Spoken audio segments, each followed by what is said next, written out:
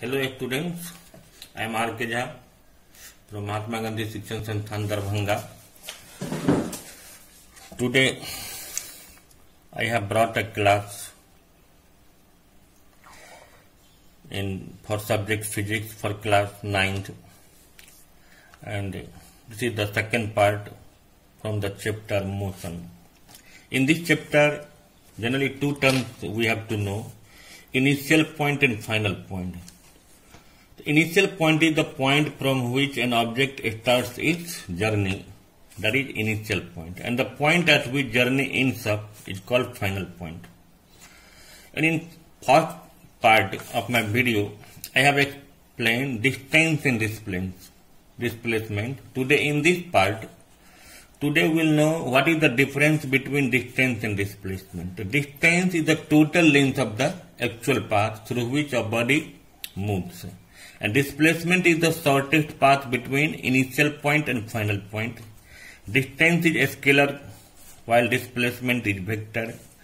Distance is equal or greater than displacement, and displacement may be equal or smaller than distance. Now question is there may be any case when distance and displacement may be equal at each other? Of course, there may be a case when a body moves along the straight path, and suppose the body does not return back at the initial point. In that case, distance and displacement both will be equal. Next is, when a body is said to be in motion, if the position of an object changes with respect to their surroundings as the time passes, the body is said to be in motion. When a body is said to be in rest, if the motion of an object does not change with respect to their surroundings as the time passes, the body is said to be in rest. After that, types of motion. Actually, types of motions are linear motion, circular motion, oscillatory motion.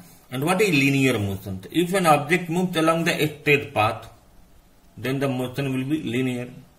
And if the object moves along the circular path, then the motion will be circular.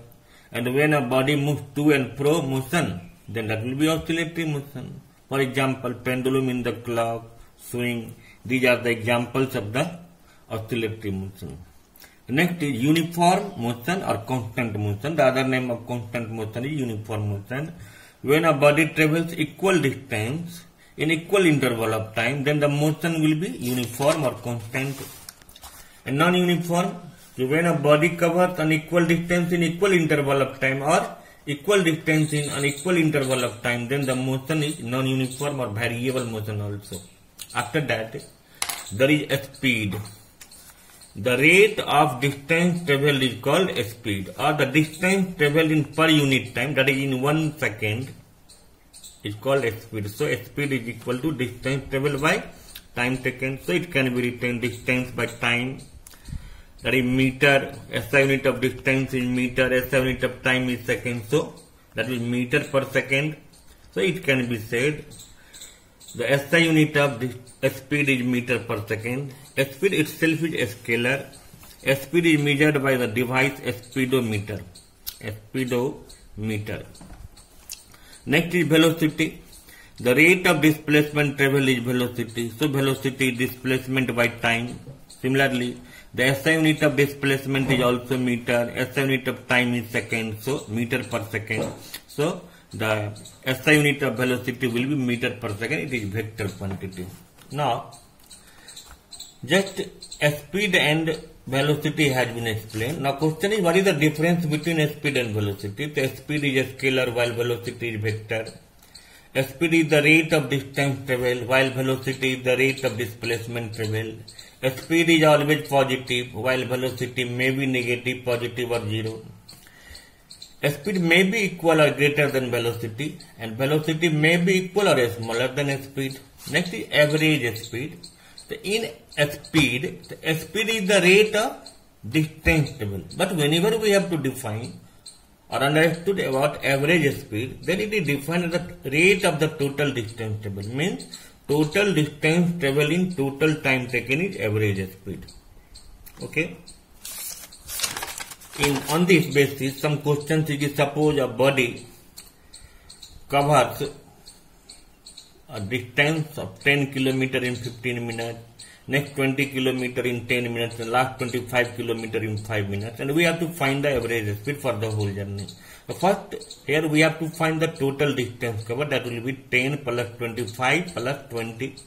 The 25 plus 10 will be 35 plus 20, that will be 55 kilometer. Total time 15 minutes plus 10 minutes, that is 25 minutes, and this 5 minutes, that will be 30 minutes. The total distance is 55 kilometer and time is 30 minutes. Here we have to convert this 30 minutes into hour, that will be 1 by 2 hours. So this way, by putting the value, we can calculate the average speed. Next is average velocity. The rate of total displacement travel is average velocity, or it is also defined as the arithmetic mean of or average of initial and final velocity. So average velocity, total displacement by total time taken, and this formula will be applicable when total displacement and total time taken will be used. Suppose there is some problem in which initial and final velocity is given and we have to find the average velocity, then average velocity can be calculated u plus b by 2, where u is the symbol of the initial velocity and b is the symbol of final velocity. Next is, suppose we have to find the difference between average speed and average velocity. The average speed is a scalar, average velocity is vector. It is the rate of, average speed is the total rate of total distance travel, while average velocity is rate of total displacement travel. Average speed may be negative, positive or zero because it is average speed is always be positive because it is a scalar, but average velocity may be negative, positive or zero because this one is the vector. Next is types of velocity. In types of velocity, there is initial velocity, final velocity. Initial velocity means the velocity at which a body starts its journey, and final velocity is the velocity at which journey is ends. After that, there comes acceleration. This is the new term. The rate of changing in velocity is acceleration, and the symbol of acceleration is a. And rate of changing means this can be understood delta v by delta t, means changing in velocity, and changing in velocity will be final velocity minus initial velocity by time. Suppose in case 1, see, when suppose final velocity is greater than initial velocity, then acceleration will be positive. When final velocity is smaller than initial velocity, then acceleration will be negative. And when the acceleration will be negative, in that term, negative acceleration will be retardation or deceleration.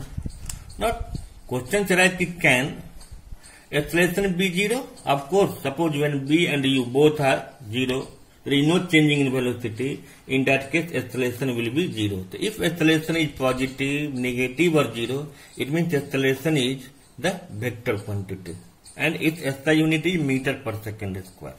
After that, we know graph. A geometrical relationship between two physical quantities plotted on two axes. Axis is the plural of axis. On graph there are two axes, x-axis and y-axis. Out of these two physical quantities, one is dependent while other is independent. And independent quantity is always plotted on x-axis while dependent is plotted on y-axis. There are so many types of graph: distance time graph, displacement time graph, speed time graph, velocity time graph. If distance or displacement time graph is stated, then the body is in uniform motion like this. If it is curved line, it means non-uniform motion. If in rest, it means it is in rest. And if the body is in rest, and then for that object, the distance time graph will be parallel and velocity time graph will be also straight. If a speed velocity time graph slows downward, it means body is in uniform retardation. If graph is parallel to the time axis, a speed velocity time graph, then the body is moving with constant speed and it is acceleration is zero. And in velocity time graph, total area occupied in is given as the total distance traveled. So, and after that, we in this physics we have to use in motion three equations, and there are three equations of motion. And equations of motion is V is equal to U plus AT, S is equal to UT plus half AT square, and V square is equal to U square plus 2AS. Where this first equation V is equal to U plus AT is called acceleration time graph. S is equal to UT plus half AT square is position time graph. V square is equal to U square plus 2AS, that is the position velocity graph, where this U stands for initial velocity, V stands for final velocity, A for acceleration, T for time, S for distance traveled. And in next part, once again, I will drive how these three equations of motions are obtained. Thank you.